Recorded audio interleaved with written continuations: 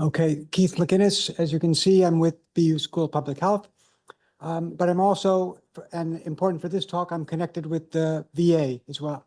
I'm going to speak about a program in the VA that we have found has been a prevention for homelessness. One of the earlier speakers, Tom Byrne, is on that study team. Sorry about that. Okay.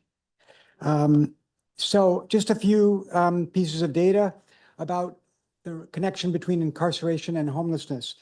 As you can see in the top left, there are 700,000 people released from incarceration each year. They face a number of issues that can conflict with their housing. So they have a much higher rate of missed rent. They share housing or are doubled in housing. They're also at higher risk of being evicted than the non-incarcerated population. On the right, you can see that there's kind of a dose effect of more incarceration is associated with a greater risk of homelessness. So general public, 21 out of 10,000 are homeless, where it jumps up to 141 and 279 for those more than once. So that's about 7 and 13 times the rate of the general public. The VA has taken some steps in this direction, and I've been part of a program that developed this peer support for veterans coming out of incarceration.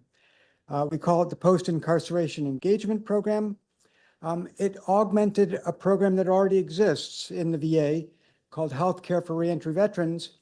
However, that program uses case managers that meet a small number of times with veterans and only for a 2 or 3 week period.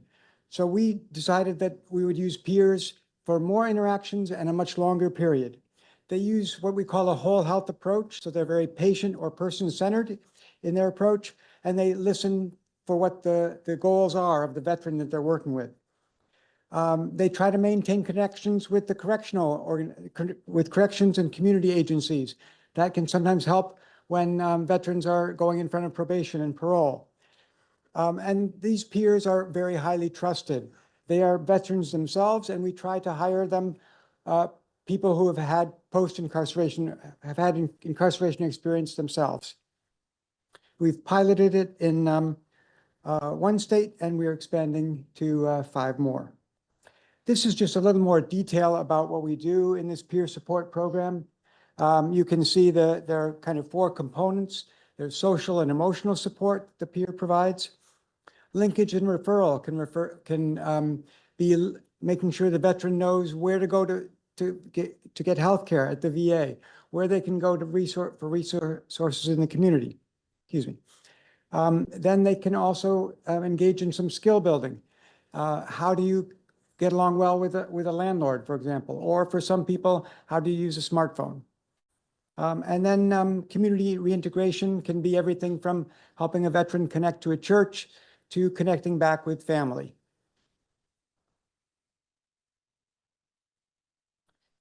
So very briefly, some of the benefits we've seen.